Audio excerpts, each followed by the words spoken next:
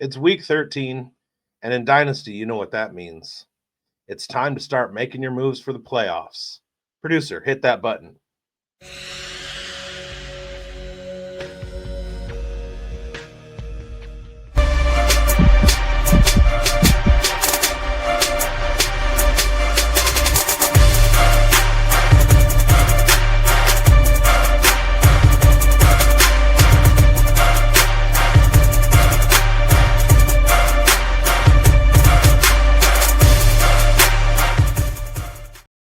Welcome to the Dynasty Pulse once again, right here on Fantasy Sports Advice Network and the Undroppables, and on terrestrial radio 101.5, talking West Tennessee. As always, I am Bigz. Schultzy's in the building. We got Grindberg in the house. There is so much ball knowledge in this studio. There's stiff competition out there, but we're stiffer. We're getting ready for the playoffs in fantasy.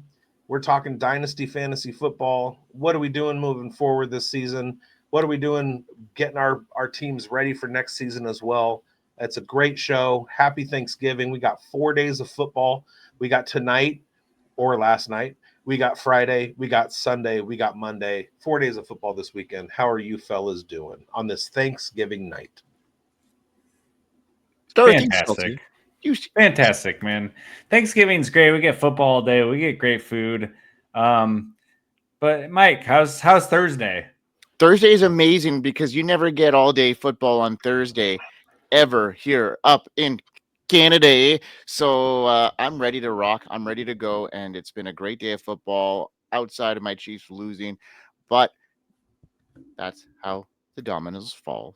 But we got a lot to talk about here this week. And let's recap the games, Biggs. Let's start about the early slate. And that was a pretty damn good game between the Green Bay Packers and the Detroit Lions. But, you know, Detroit kind of needed to win this game, and it didn't end up happening that way. You know, they lost at home against a really tough Green Bay Packers team.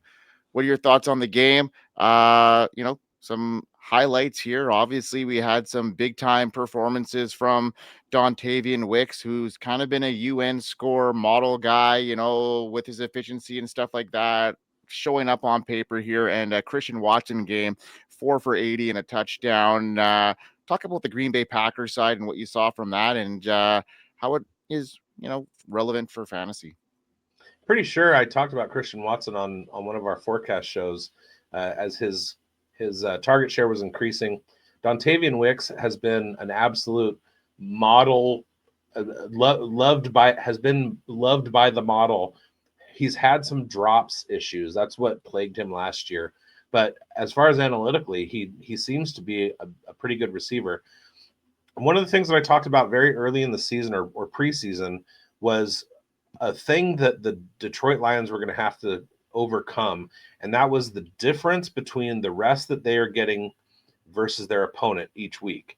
And they're on the deficit side of being able to rest their players as opposed to what their opponents get to do. The Raiders have a worse differential, but Detroit Lions is 31st. And we've seen it show up a couple times in the last couple weeks. Philadelphia hammered them. They couldn't do much against Green Bay, especially when Amon-Ra St. Brown went out a little bit early. And Jahmyr Gibbs didn't have a 55-point performance. He was held to 12 points in PPR. So this thing is kind of going to continue to happen for the Detroit Lions. If they don't have a good defensive matchup, they might struggle a little bit. And that's what this game told me. Josh Jacobs coming off of injury, didn't have a huge game. It was the Jordan Love show. But yeah, it was I didn't see any of it. Well, then Schultzy, on the other side of the ball there, on the offense side, big time injury happened here. Amon-Ra St. Brown left the game early, pretty much a goose egg here, and worried about his ankle now. Could be a high ankle sprain from what I'm gathering. And Jameson Williams popping off here. Obviously, the necessity play here. He's going to be funneled the targets now straight out of necessity at this stage. If Amon-Ra was going to miss some time, boomer bust guy. And I thought he was going to be a guy that was going to hit last week against a Commanders team that was vulnerable. Oh, sorry, a Bears team that was vulnerable in a shootout. So what's your take here on Jameson now? Is he a must start guy if Amon-Ra is no longer available? Oh, 100%, man. The Packers defense is good. And I mean, the proof's in the pudding of what happened today. Now, it does help that two things here. The Packers might be Jahmyr Gibbs' kryptonite. Now, they showed a stat during the game today that, his average scrimmage yards is like around 100 yards a game, something like that. And it's like 58 against the Packers. Now, obviously, your sample is smaller because you're only playing them twice a year versus every other game of his career. But it appears that the Packers, and they stopped the run well. So it's like, this may be a thing with Jahmyr Gibbs against the Packers. We'll see. Stay tuned. But I think that's one thing, funneling targets up. And then the other one here is they were losing most of this game. They needed to score. They needed to go. And that translated to a huge game from Jameson. So there will be some game scripts here that maybe don't play into Jameson's favor quite as much. But man, when Amon-Ra goes out and you get 9 for 144 and a touchdown, I'm pretty sure something right around that ballpark. Like, you love to see that. That's great right there. Love it. Yeah. It's an incredible run that he could go on now, especially, without the likes of Sam Laporta, without the likes of, Amon-Ra. It could be juicy here moving out. Anything to add to that, Bigz? Wheels up for Isaac Tesla too. No kidding. Yeah. I mean, he scored a touchdown today, and things could be very, very profitable for those of us that were on to Tesla, like Bigz had got us all on to Woo Pig Suey, right, Bigz? Yeah, wait till week 16 when he goes up against Pittsburgh. If there's no Amon-Ra and it's just the Tesla and Jameson show, we've got him in our Omega League. There you have it. Okay, guys, let's move on to the other game that we got to recap here, and that's the Chiefs and Cowboys. What a awesome game for fantasy that was. Huge performances, both sides of the ball. It was nice to see CeeDee Lamb catch, most of his targets, and George Pickens, incredible once again, 13 targets in this one. Didn't have the incredible numbers, but incredible performance on, third down when they needed him the most. But highlight here there, Schultzy, was Rashee Rice, 8 for 92 and 2 touchdowns. Clearly the Chiefs' number one guy. And, looks like they're outside of the playoff picture now, and it's going to be really, really tough for them to sneak in. So what's your thoughts on Rashee Rice moving forward now that maybe they're, looking to maybe preserve him? What's your thoughts on him and the Chiefs moving forward? Oh, completely unwavered on Rashee Rice. I mean, wherever you had him going into this game, you shouldn't be knocking him down just because they might be out of the playoff picture here. I mean, this is still probably a top 10, 12 guy in Dynasty, and I don't have any reservations about that changing. Bigz? Yeah, it's Rashee Rice. We saw what he did on Sunday, and he's the go-to guy in this offense. All right. Well, what about this Dallas Cowboys offense here? George Pickens, 6 for 88. CeeDee Lamb coming back to life here. An important touchdown pass early there, but Malik Davis coming in, getting some run. Obviously not the rush share, but made point, and it just kind of puts things into perspective here about like those backup running backs that you kind of need to handcuff at this stage of the year. They're really, really important in our lineups. Dak Prescott on a pace here. Bigz, you called it again, headed into this season. He's got his yo-yo syndrome, if you will, where he's one up, one down, and he's not messing around this year, and looking like a pace that is going to exceed the one of 2023.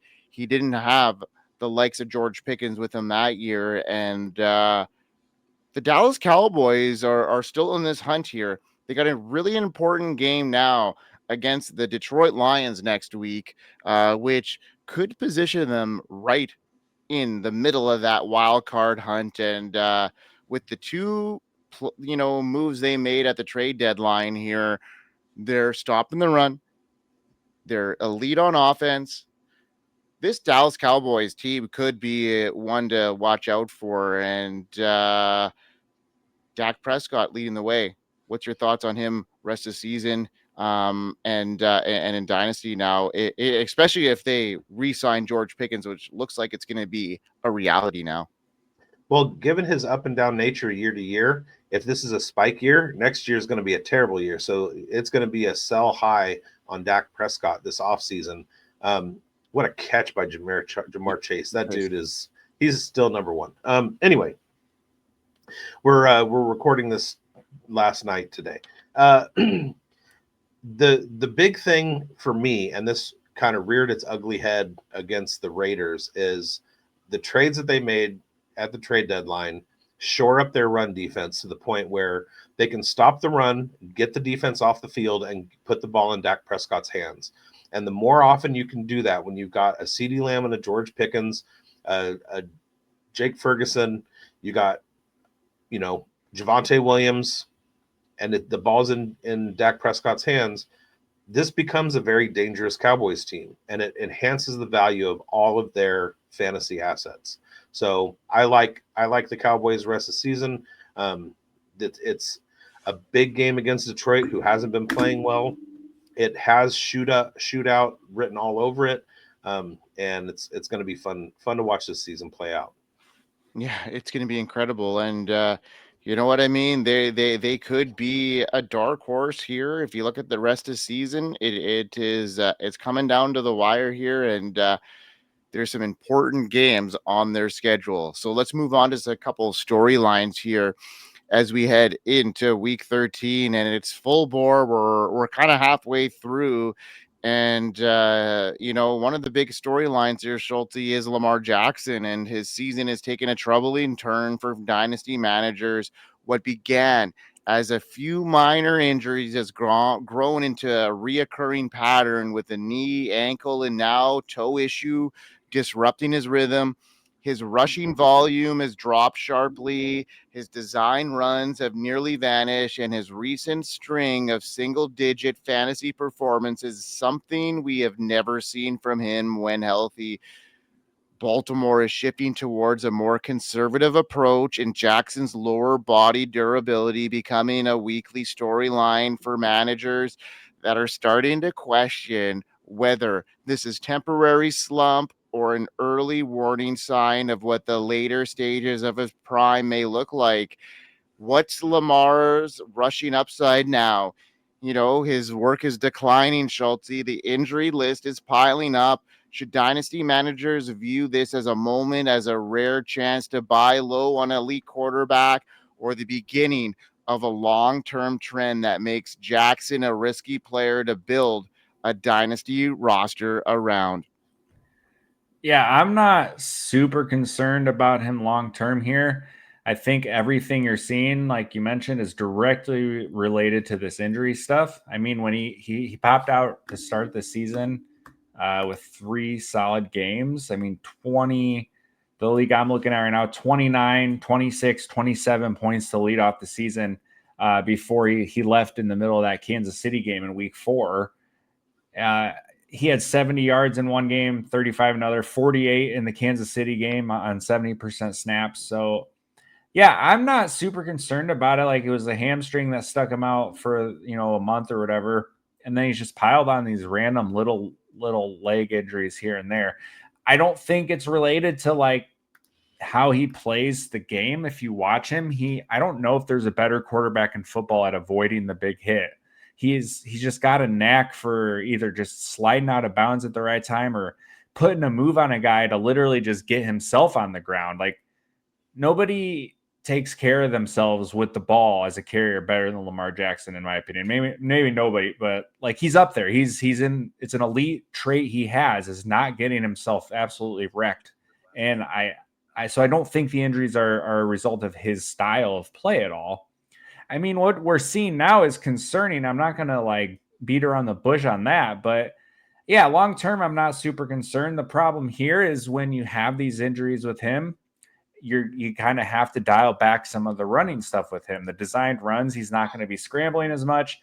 And it's just a snowball for an offense that relies on that, right? I think that's what this offense is built on and predicated on is Lamar's legs.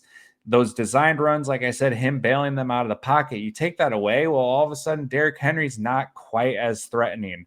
Now, all of a sudden, you're not worried about him bailing out on you in the pocket, or you're not worried about Derrick Henry having these wide open holes because of Lamar. And, it just snowballs into the passing game being less effective. And that's where we're kind of at. He's able to overcome some of it, but, sure, maybe he's not Superman like he was a couple seasons ago. But I think once we get him into a fresh season here and time to fully heal up, I just don't really think it's going to be that big of a concern.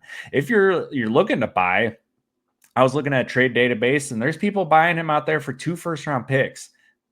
That is a great price on a guy like Lamar Jackson. Like, 2 years ago, people would be trading 3-4 of those to get Lamar Jackson. So if we can get him for 2 and maybe a cheap add-on or something, I saw a 1, 2, and a 4. I saw a 2 first and a 3. Like, you can get him, man. It can be done, and the price is discounted right now. So I think that's something I'd be willing to be looking into. Well, one of the things when you look at Lamar is his track record of rushing yards and being a mobile quarterback like that. We are entering like undiscovered territory as far as the longevity of his career. Nobody has had his running profile as a quarterback and lasted this long in the NFL. So it does kind of cause you to question how long really is it going to last? And what does that mean for Josh Allen's future? And is this going to kind of set the stage for, well, instead of a pocket passer lasting 15 years in the league, we can expect a running quarterback to last 7, 8, 9 years, right? As an aside, if I'm the brain trust with the New York Giants, I'm taking Jackson Dart aside for the entire bye week, and we're only watching Lamar Jackson escaping hard contact film. Right. And to Schultzy's point, if you don't like the value coming back, if you're trying to get rid of Lamar Jackson, move forward with him because the talent is still there. And these injuries haven't been a result of the way he plays. It could be age as we, get into our 30s, soft tissue injuries become more of a concern. It could nag him a little bit for the rest of his career. But he's still going to be able to put up performances like he did at the beginning of this season. And, sometimes people just have a down year, and maybe that's just that for Lamar this year. I'm a little bit worried about the reoccurring lower body stuff, which could limit his rushing upside, and they're going to cap it regardless now moving forward. So what does that mean?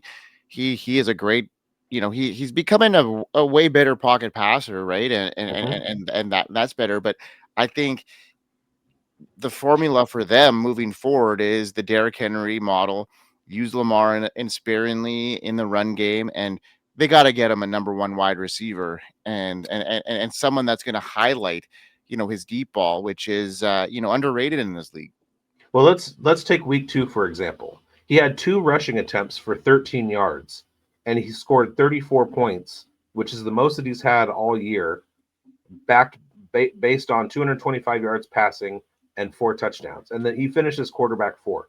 The week before that against Buffalo, that was that big shootout game and Josh Allen's big comeback. Lamar finished with 33 points, and that was as QB4. And he had 6 rushes for 70 yards and a touchdown. So his ceiling is still there. And those are boosted points in a different league. That's not PPR points. And then week 9 against Miami, he again had four passing touchdowns and had only 5 attempts running.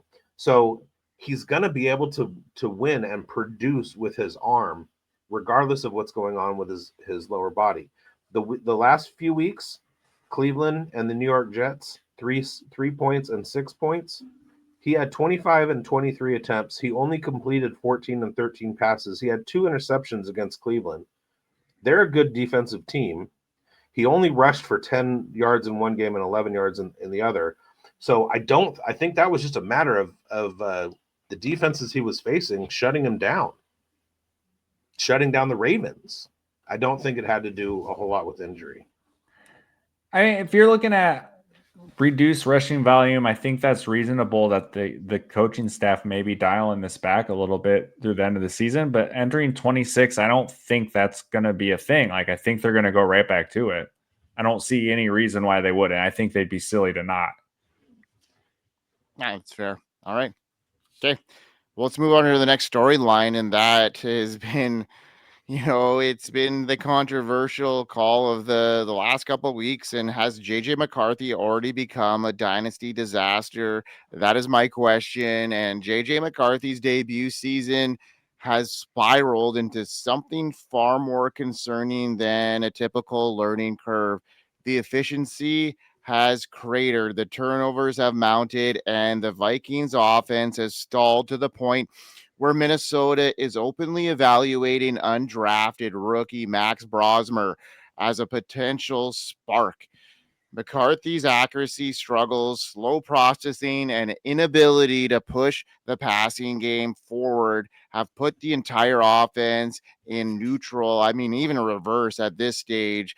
And now the concussion introduces another wrinkle that could accelerate a quarterback controversy.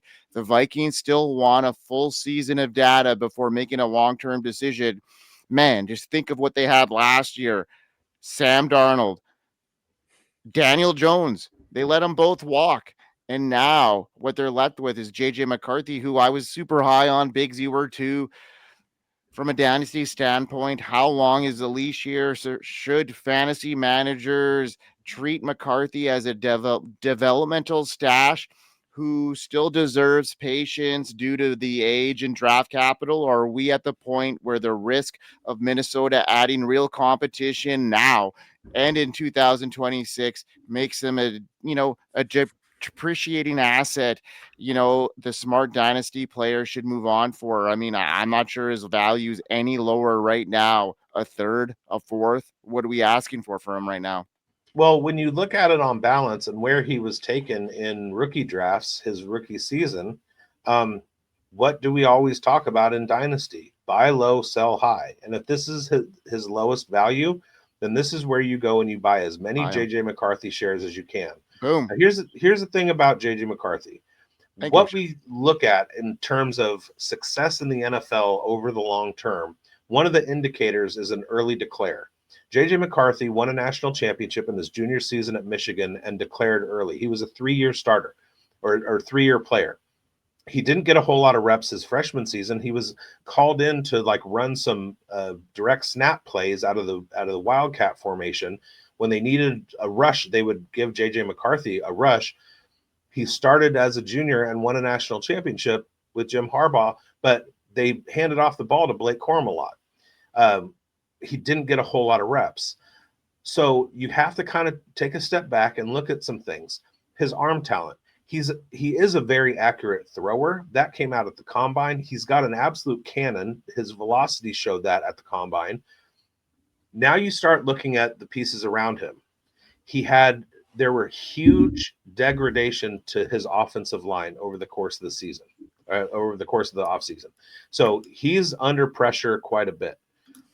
You look at his receiving core. Yes, Justin Jefferson is elite. Yes, TJ Hawkinson has been elite.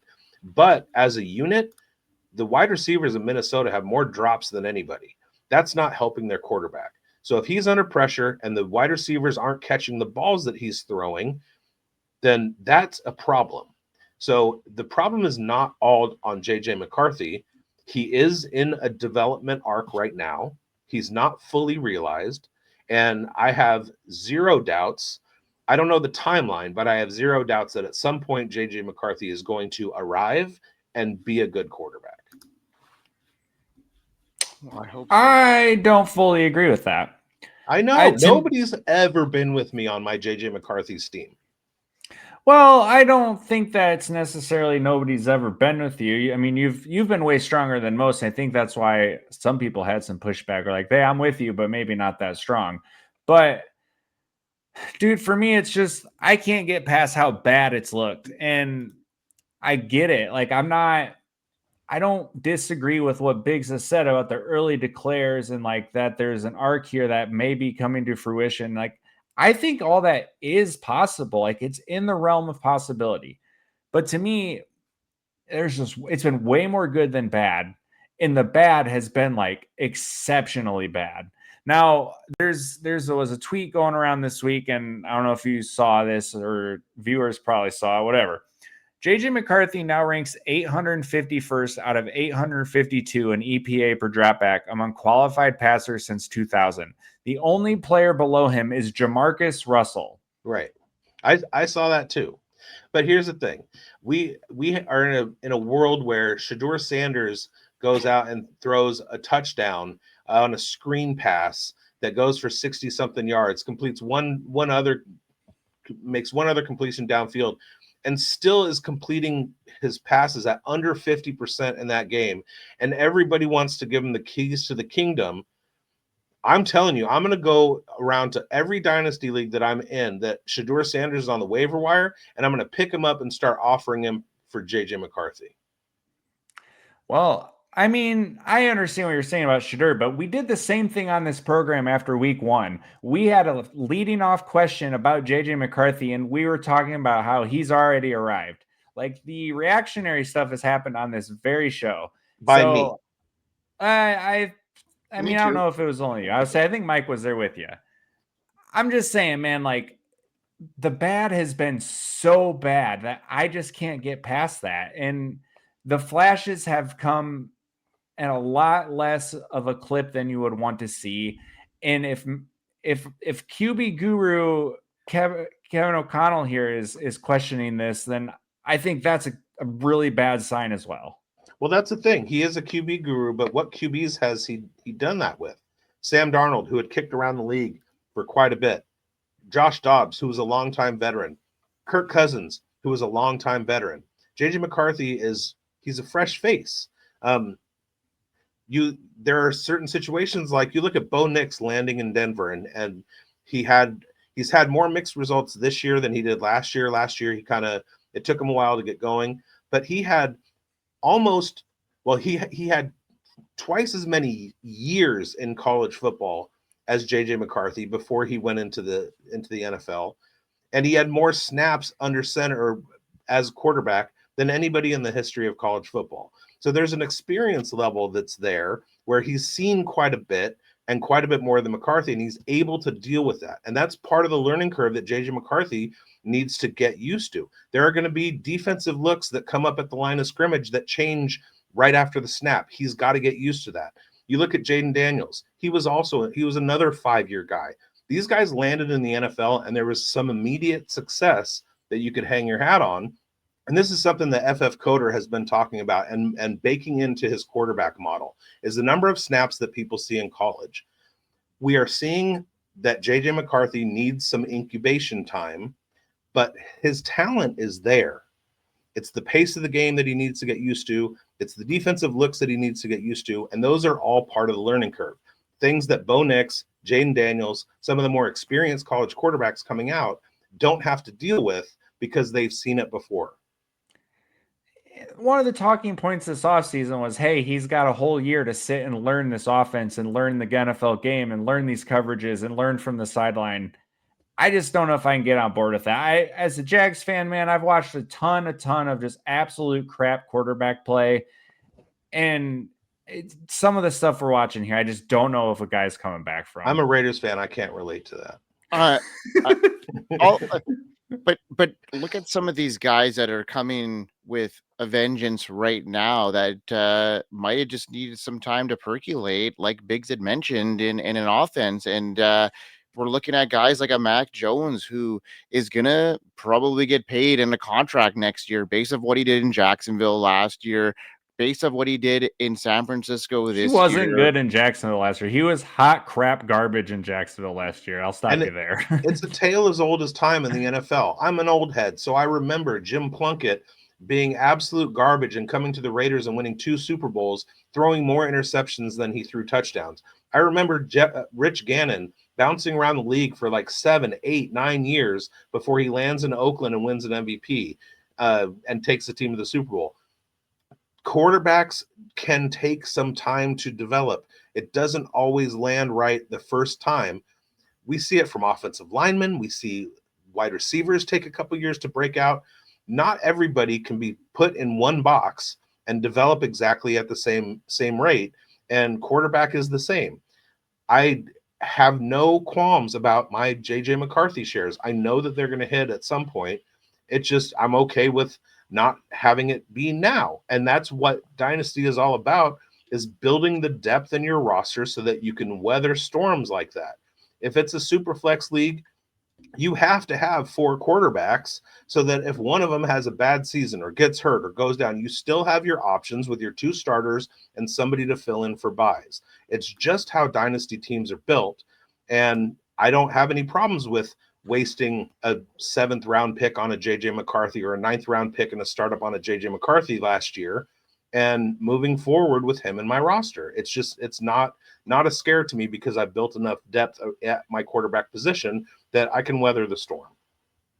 I will say, as much as I just crapped on him, trade database, I've seen things like 2 4th round picks. I would even do that. Yeah. Like, as much as negative like words I just spewed his way, if you can catch a price like that, yeah, that's worth a swing. Dynasty is about assets and asset value, not about players and their talent levels. And it's the beauty about these type of players that, you know, unless you have a lot of ambition about them or preemptive, you know, thoughts, I don't have a whole lot of shares, right? I mean, even after the fact, right? I mean, there are some guys that, you know, like a Jackson Dart, where you're just kind of seeing this stuff, the rushing upside. Some of us thought about that with JJ McCarthy with the O'Connell situation. It just not coming to fruition right now, and he just needs some time, and maybe that happens down the line. You never know.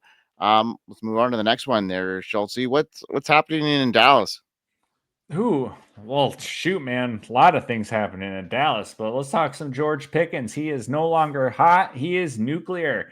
Now, 2 weeks alone before this Thanksgiving game, 9 receptions for 144 and a touchdown against the Raiders, followed it up with 9 for 146 and a score against the Eagles.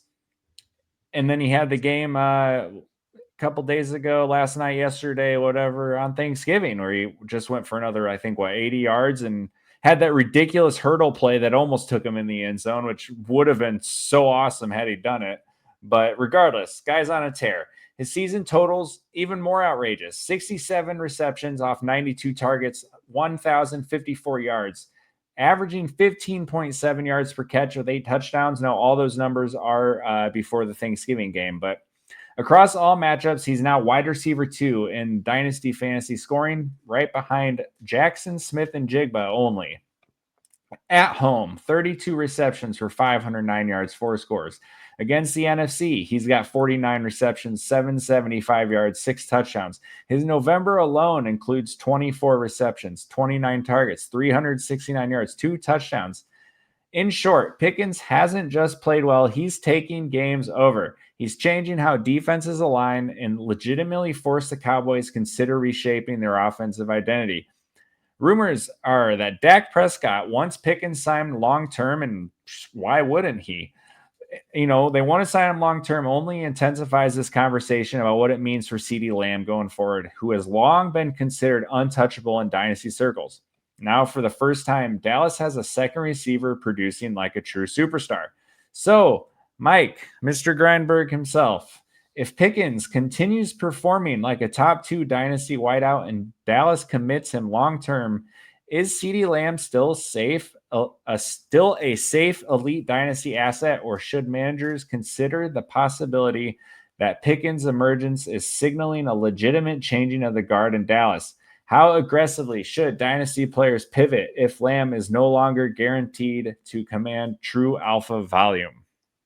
Well, we saw it tonight, and I think we've seen it, well, you know, on Thanksgiving, that, you know, they can withhold 2 elite wide receivers regardless. Maybe, you know, Pickens might have just leapfrogged Lamb in the pecking order in Dynasty, potentially. I don't know. I mean, there's some drops that have happened in the past with CeeDee Lamb over the last little while. He's ramping up from being, injured for a little bit of the year here. So I think both of these guys can be top 12 wide receivers like we've seen in Cincinnati. I think they're just the NFC version of the Bengals. I mean, if you look at what Pickens has done, he's made the leap that everybody thought he could do, but no one expected this quickly and decisively in his first season with the Cowboys. He hasn't just outperformed expectations. He's outperformed CeeDee Lamb nearly in every wide receiver, metric that you can think of. Pickens is currently sits top 3 in receiving yards, receiving touchdowns, operating in the wide receiver 2 overall in fantasy right now, like you mentioned in the prelude. 90 PFF overall grade, 1,000 receiving yards, 8 receiving touchdowns. He's 139.4 passer rating when targeted. That's insane numbers right now. And CeeDee Lamb, he still remains one of the most gifted technicians in the league. One down year with drops doesn't erase 3 seasons of established top tier production before injury, contract distractions, and mid-season slump. Lamb was universally viewed as a locked-in top 5 dynasty top, wide receiver in terms of age, role stability, offensive continuity, and red zone involvement. The recipe for a bounce back remains fully intact if Dallas resigns Pickens long term. I think they could both coexist. I think it's exceptional that they could coexist. We talked about Lamb, off season, this opening things up for him, not getting double covered as much is going to prolong his career. Obviously, he got injured early this season, but the move to get Pickens here was to support him and draw some of the press coverage off of him. Pickens is making noise. He's doing the right things. His separation right now is doing well. He's dominating as a wide receiver 1. And I'm struggling a little bit. I think it's going to even out. I'm leaning Pickens right now. Look at tonight in a must-win game when things were down the line. Who was Dak targeting when things were right there? It was Pickens. He had 13 targets in a game, where things mattered, to Lamb's 9. So I'm looking at Pickens as a long-term dynasty asset here, an elite one. And Bigz, you had me completely assimilated here, 3 years and running now. So ever since I met you, you've been a Pickens guy, and it didn't take me long to get converted. So here we are. That was our first ever podcast was debating George Pickens. Absolutely. Yeah, I see this as another situation like you have in with other teams. You take an elite quarterback, you get a wide receiver 1 and a wide receiver 1A, like Burrow, Chase, and Higgins in Cincinnati, Dak, Lamb, and Pickens in Dallas, Jameson Williams, Amon-Ra St. Brown, and Jared Goff in Detroit, Geno Smith, Jack Besh, and Tyler Lockett in Las Vegas. I mean, it's Puka Nacua, Devontae Adams, and Matthew Stafford in LA. It's another one of those stories. Hey, anytime you can put Geno, Jack Besh, and Tyler Lockett in the same boat as those guys, you got to take a stab at it. All right, dude. I think this is a better version of what the Bengals are trying to do. I'm going to be honest, dude. Like, people love to hype up T. Higgins as this number 2 guy who can go out there and be produce like a wide receiver 1, but the reality is it just doesn't happen as much as people want it to. No, you're right. He does it on a per game basis. He just doesn't play enough games.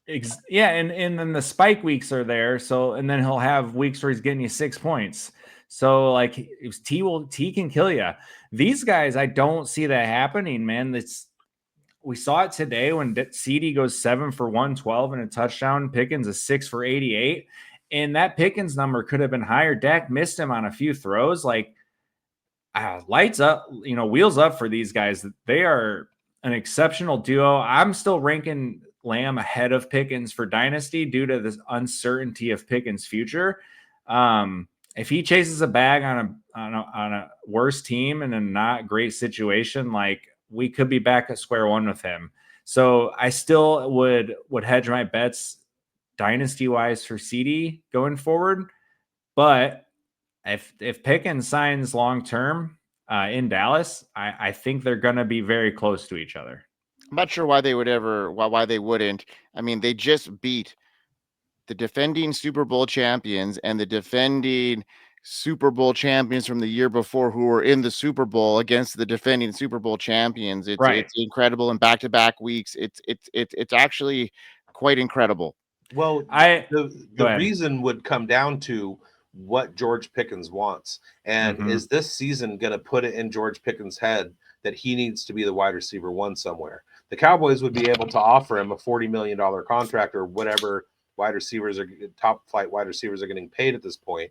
But George Pickens has to agree to the situation, especially when he's fielding other offers from other teams who are like, George, you come in and we're going to give you 150 targets. He's not going to get that from Dallas, but it's going to come down to that. It's not whether Dallas wants to or not. It's whether George Pickens wants to or not. I mean, the only other team that I think could maybe filter that type of production, I mean, you got to have a quarterback that can provide that type of production for a wide receiver. Maybe New England, that could be the case. Imagine George Pickens with Drake May. Unreal. There you have it. All right, let's move on to our stock up, stock down, guys, and let's power through these. So let's start with Schultzy. Do you want to start? Are you ready for it? Oh, I'm ready. I want to jump in here real quick. I want everybody who's watching right now, pause this video, go back and watch the fantasy forecast from Tuesday, and watch my rant about this player that Schultzy is going to talk about, and then come back and let's see what Schultzy has to say. Schultzy, go. Oh, spoiler alert. I didn't see it, but it's probably about the same page. I am not a Shedeur Sanders guy. I don't see this playing out well long term. I don't think he is that guy. So while he's hot, while he's earned the starting job, the stock is up. So go sell and go get your return on him, especially with where he was drafted in rookie drafts. Like, this is instant profit, right? Right at your fingertips. I went and checked all my dynasty leagues while we were talking, and Shedeur is on the waiver wire in one, and so I was gonna pick him up and offer him for JJ McCarthy, but JJ McCarthy is also on the waiver wire in that league. So I just is that super flex? Yeah, and so I just made the claim on McCarthy just instead of having to trade Shedeur. No, in my cold open on the forecast show. I read Dylan Gabriel's line for the season, and then I read Shedeur Sanders' line for the season.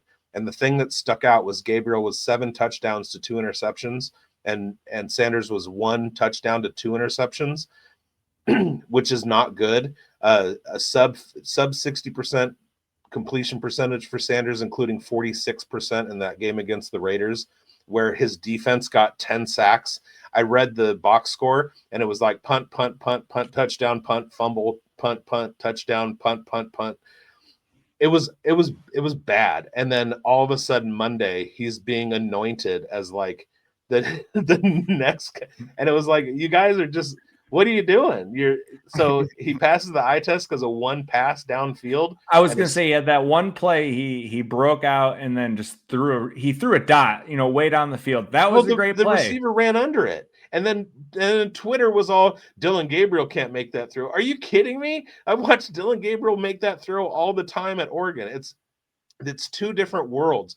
The Cleveland Browns brain trust, as horrible as they've been, they were still smart enough to see that Dylan Gabriel had more value coming into the draft than Shedeur Sanders did. The only reason Shedeur Sanders is starting at this point is just a battle of attrition in week 12, 13 of the season. That's the only reason. It's so crazy how like week to week reactionary the Twitterverse and the fantasy space can be, where people are so hype on Shedeur Sanders right now.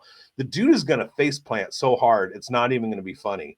When he goes against a defense that brings more to the table than the Raiders do, like, oh, hey, this week He's in for it. He's in for some trouble. You think Robert Saleh is going to like sit back and let Shedeur Sanders pick apart the 49ers defense? Absolutely not. This kid is going down, and he's going down hard. Sell out from under him if you can, because I don't think his stock's ever going to be higher than it is right now. Yeah, and 3-4, well, I don't even remember, like near the line of scrimmage, past it, Dylan Sampson, who then shoots out of a cannon for a touchdown for 60 yards, is doing a ton of heavy lifting on that stat line.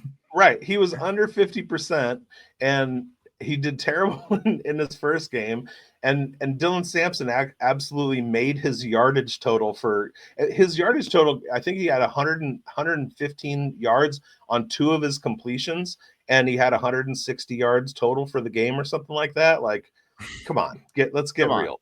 Come on, man. All right, let's move on to my stock up, and that's a guy that we're all really pretty high on, and Bigz is, aligned him in the forecast over the last couple episodes. But TreVeyon Henderson, he's arrived in New England, and the rookie expected to rotate behind these guys is now taking full force, and maybe not the outcome we were hoping for against a really loose Bengals defense, but what I did see in that game was, TreVeyon Henderson dominating the snap share. And when we see what we've seen over the last 5 games from him, 405 rushing yards, 4 touchdowns, 5.4 yards per carry, how, inefficient those other guys have been in the red zone. And now I think he's going to get the keys to that area as well. So I think wheels up for TreVeyon Henderson rest of season. I think he's in a smash play this week against a depleted Giants run defense. I think he's a dynasty stock up in real time. I'm not sure how much more value he's going to get right now.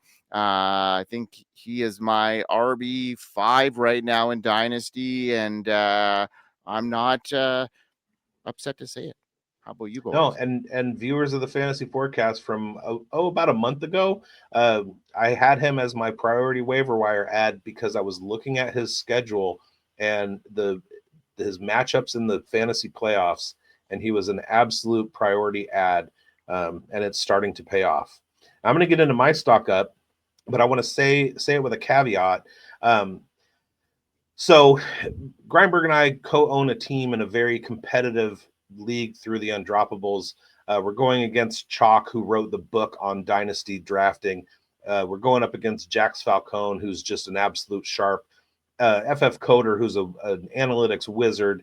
All of the guys at the Undroppables are super, super sharp. So it's a very competitive dynasty league.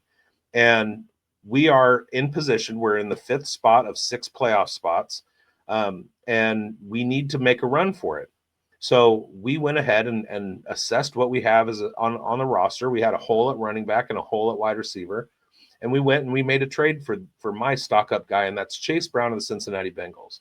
And he's been the topic of conversation on a whole bunch of Dynasty Pulse and Fantasy Forecast shows. And looking at his rest of season schedule, his matchups, he's going to have some pretty juicy matchups for the rest of the season. And then he's only 26 years old. So moving forward, he is going to continue to be a dynasty asset. And the only reason that we made this trade for Chase Brown, because TreVeyon Henderson was our guy that we were looking at earlier and saying, these are the matchups that we want. The only reason we went after Chase Brown rather than TreVeyon Henderson is because it's much easier to get a veteran than it is to get a breakout rookie. And they're in similar situations. I can see Chase Brown producing at the same level as TreVeyon Henderson, but the cost was going to be way more to try and get TreVeyon Henderson from a struggling team than it was to get Chase Brown. So Chase Brown is my stock up. It cost us a pretty penny to get him. We calibrated our offer correctly. We knew that there was going to be a counter, and then we knew what our max cost was going to be, and it came right in at that max cost. So we completely we absolutely nailed the trade, and I'm looking forward to this playoff run with Chase Brown. Me stock too. Up. Love it. Okay, Schultzy, let's get into some stock downs, and let's start with yours, buddy. Oh, it's Daniel Jones, and there's a little bit of I told you so to this one.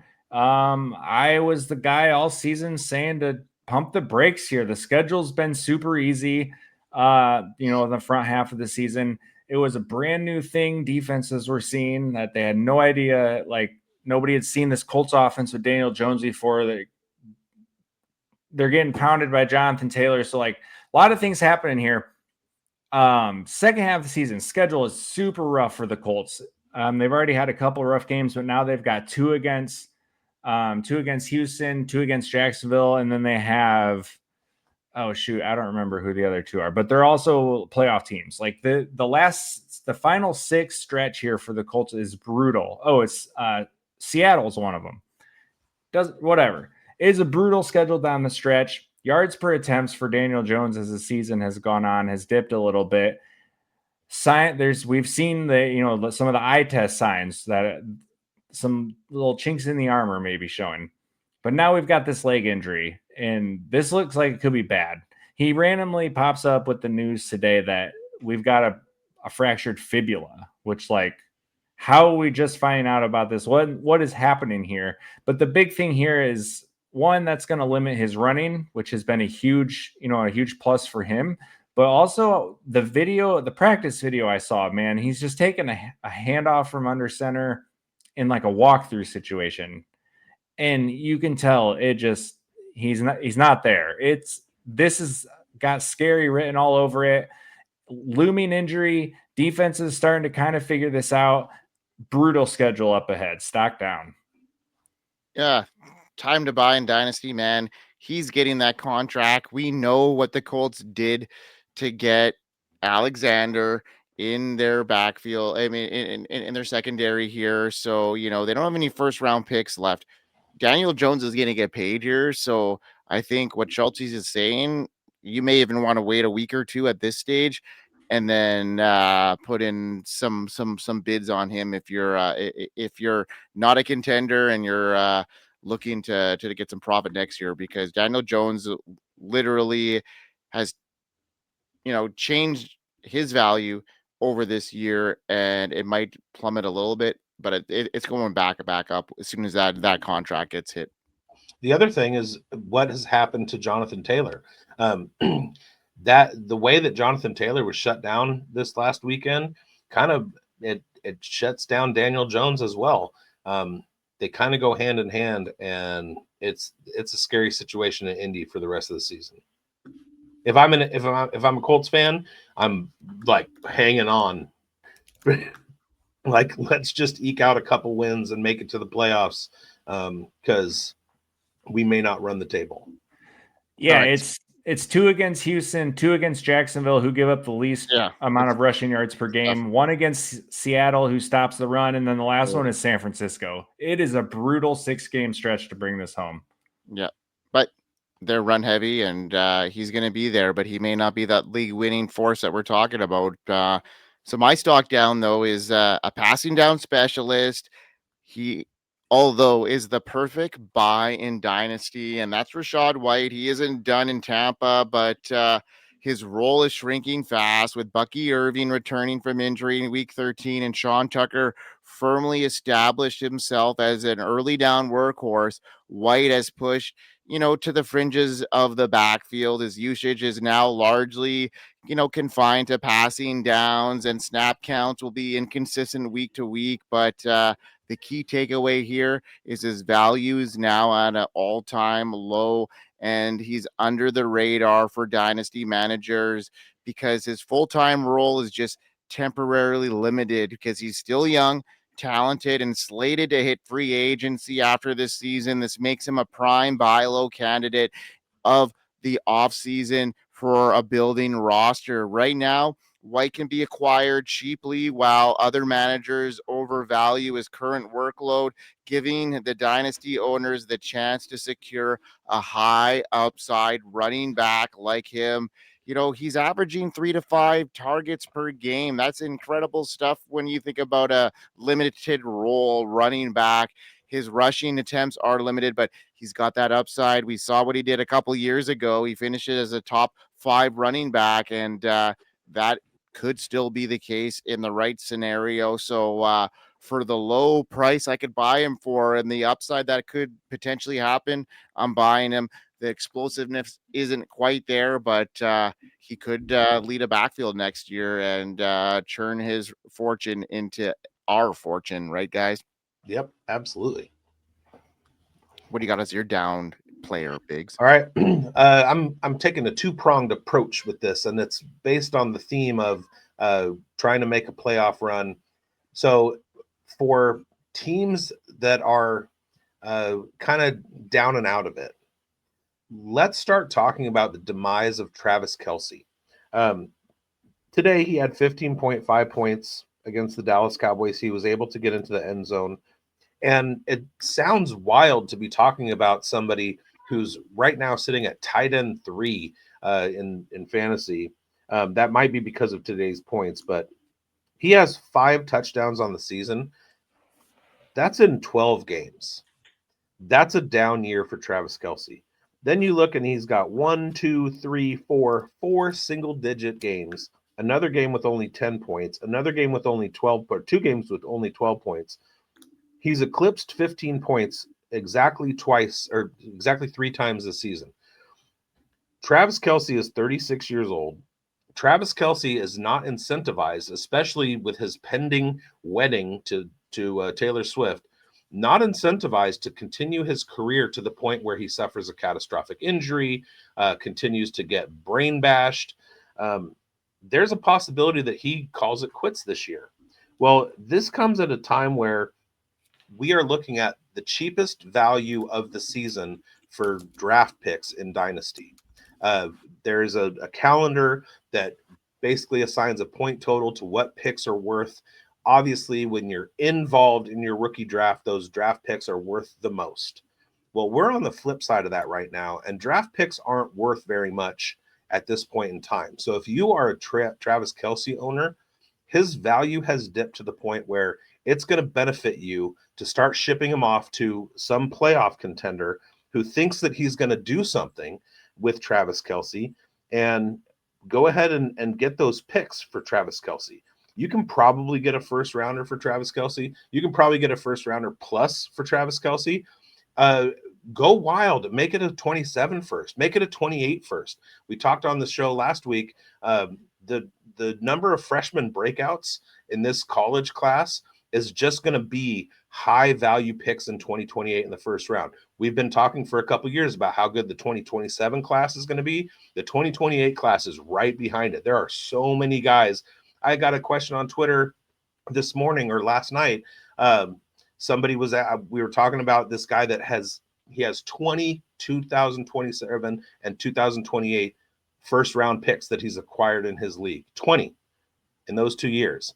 And when you look at those classes, they are boom classes. So some guy asked me who out there is having a freshman breakout.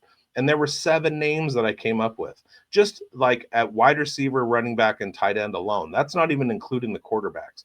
So it's going to be a huge class. Throw Travis Kelce to somebody who's a contender and get those, stack up those 2027 and 2028 picks, 2026 picks if you like, because every pick is good. It doesn't matter the year. But then we take a look at Travis Kelce's matchups for the rest of the season. He's got Houston in week 14, the Chargers in week 15, the Titans in week 16, and Denver in week 17. All of those are terrible, terrible tight end matchups. We're seeing the rise of Rashee Rice, the focus on Rashee Rice in that offense, the ability for Kareem Hunt to pile up rushing yards, and Isaiah Pacheco isn't a slouch. He's not going anywhere either. I mean, if there wasn't a time to get rid of Travis Kelce before, it's definitely now. Yeah. I mean, you have it right. I mean, the Chiefs are on the outside of the playoff picture with a hard time doing it. And you think he's going to give it his all in the last little bit of the season here, with knowing that maybe things aren't going to come to fruition this year. So, yeah, love the call, Bigz. And, get off of Kelce, even though, he could be performing, next couple of games here. Bigz. And I know how I'm going to feel this in about 12 years with Brock Bowers. So my heart goes out to you, Mike. There you go. All right. Well, Bigz, take us home, man. What's going on? Well, Hey, anybody new here, thank you for watching. Go Yeah. ahead and subscribe, like the show, hit the bell, all that stuff, all the call to action things. Also, go check out fantasysportsadvice.com. It's our website, app, platform where we have lots of engagement with the content creators. You can find all the videos and everything there. Go to the merch store, pick up a cool hat like the Dynasty Pulse hat that Mike is wearing right now. We got our fantasy forecast stuff. And then stay tuned for all of our programming throughout the week. So we have last night we had points after Thursday, after the Thanksgiving Thursday night football game that's about to happen. Friday we drop our sits show for fantasy forecast. Saturday is the start show. This is also a Friday drop, the Dynasty Pulse. Sunday morning, 8:30 a.m. West Coast time, breakfast with Bigz. Send me your starts and sits questions. I'll answer them and shake a cocktail for you, give you something to think about for drinking for breakfast, get that eye opener going. And then Tuesday, we wrap it all up, wrap up the weekend with our weekend wrap-up show on the fantasy forecast, give you some waiver wire ads and recap the week. And then we run it back, points after Thursday, next Thursday night after Thursday night football. As soon as the game is over, we go live. And that's what you can expect from us, doing the work so you don't have to. We're doing the work so you don't have to. And yeah, be sure to check us out on both networks, Fantasy Sports Advice Network and the Undroppables. It's going to air on both networks, so let's hit it up. All right, boys. We hope you win. Hope you win, folks. Later. We hope you win.